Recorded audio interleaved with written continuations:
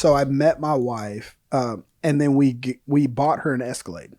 And when I first met her, she didn't even have tinted windows on her car. Okay. So I rode in her car the first time, my arm's on fire. You know, it's all burnt. And so she didn't know. I tried to explain what I did, and she was like, "So you're a mechanic?" I was, "Oh no, I'm not a mechanic. Like, don't offend me that way." That's you right. know. But so I had to take her to the shop and show her. And I showed her. I said, "This is what I do. We change this and do this and fix it." And she was like, "I had no idea this was even an industry. Like, I didn't know this was possible. I've seen cool cars, but never knew."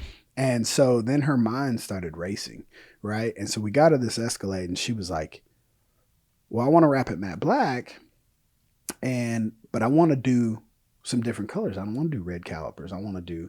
I think we did copper or rose gold. Okay. And so, and then I took the headlights apart and did rose gold inside the headlights, and the vents were rose gold. So we did rose gold accents on matte black, and it looked so badass to the point where we took it to the Cadillac dealership in Brentwood, and they were like, "I want you to do," they gave me 2 right there on the spot. "Go ahead and do these." And they just rotated them out, and we would just rotate them out. And that was like an aha moment for females. Want their stuff done too, but we have to feminize them a little bit, right? We have to, they can't be so manly all the time, right? They can't be the reds and the blacks and the grays, the blues, you know, we have to excite them.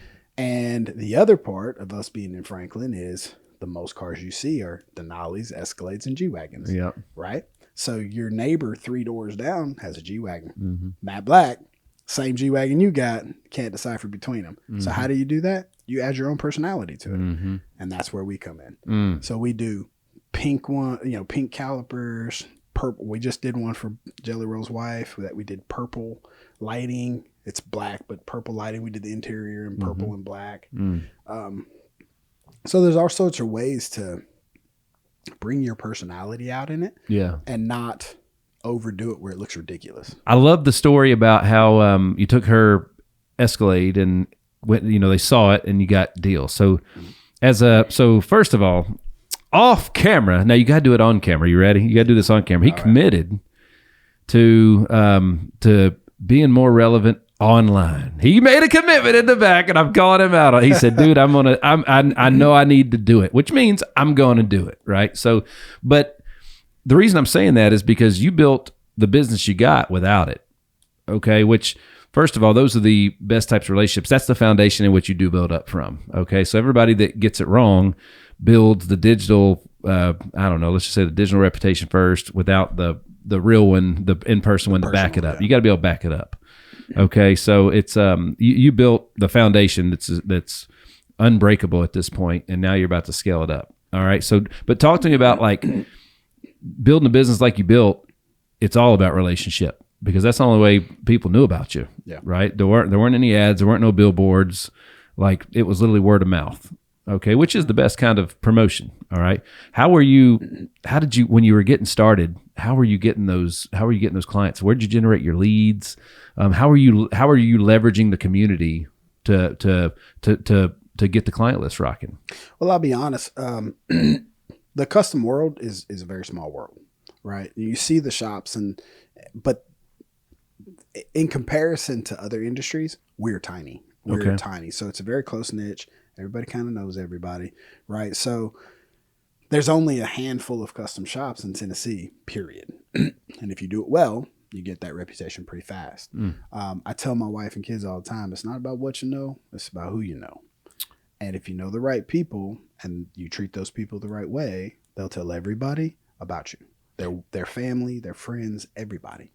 And they go out of their way to do it. And it seems like you made it easy too, because obviously somebody saw something spectacular on 4 wheels rolling by and they were like, who did that? Yeah. Right. So I guess you let your work do the talking. I do. You know, I mean, my dad used to always say in the world of baseball, he's like, dude, you know, let them run their mouths. Our bats will do the talking. That's what he used to always say. That's the one I have a hard time with. And my wife tells me, she's like, just ignore it. And like when people talk shit online, and I'm like, man, come talk shit to my face. You know, like it's hard for me, and I'm starting to learn it. But I grew up in that era where you pick the phone up and you call somebody, right? You don't text them, you don't email. I got a problem. I'm picking the phone up and calling you. They get on to me all the time because they're like, you got to have documentation. You got to have document. And I'm like, I know, but I just picked up the phone and called them, because I can articulate myself better on the phone. People understand. They hear, concern, care, everything. Yeah, everything. And so it's real hard for me to switch that personal touch to the digital, so to speak. Dude, there's an AI tool that you just need to document every work call on, and it'll send a summary of everything you talked about on that call. Really? Yep. Instantaneous, right? Right? It'll even record that call for you, make it real easy. That way you can do you and also protect yourself in the company, because they are right. Like, you said this, no, I didn't. And it turns into a thing, right? So, I love it, man. So, talk to me a little bit more about how you built the business from the ground up, with just, again, letting the work speak for itself. All Sure. right. And then obviously people had to like you enough to come back. Yeah, sure. So I started it with about $3,000, and it was like first month's, last month's, and a deposit for a building. Wow. Right. And so, Have you always been in the location you're in now? No. Okay. I've moved. I've upgraded 5 times. Wow. 10 years, 11 years. But actually, I started doing a lot of work out of people's garages, or I'd go to their homes. And so I was mobile. And so I did stuff mobily. That's so smart. And I can do it, I could do it well, until I got to a point where I had to have a shop, right? Bigger projects. Working on multiple cars at the same time. Yeah. That's right. And so, dude, that's so smart though, the way you started that out. well, I had to. I didn't have a shop, and I didn't have the money to get it. But I built it up enough where I got my first shop in Franklin. I was down in down off Columbia Avenue, so in the kind of an industrial part. Customers came out there still, and I already had a reputation because I had always worked on cars from I was 15 years old till current. I had always worked on cars, and so I already had a small following. And the word of mouth just started getting out because I was the only shop in Franklin. And that's where most of the money in Tennessee is in Franklin. And so people just started coming to me. I don't really know where or how, because I didn't really post much on social media. I felt like I didn't have time. Shame on me, right? Shame on me. I wish I had started 10 years ago. Yeah. But yeah, I just built it, and I was personal with people, you know? If something happened, I picked it up. If something broke, I came to your house. If if it was something minor, you brought it by the shop, I stopped what I do and I fixed it. Yeah. I just stood behind what I did, and I still do. There's a security level that you just have when you walk into a room. You just kind of feel it. There's an energy that's happening where you're just like, this dude's a boss. You just kind of you just kind of know. You look people right in the eyes. Like looking right, honestly, it's into their soul, man. You know what I mean? So it's that's how legit, I got my wife. Dude. So be careful. That's right. Hey, that's right, man.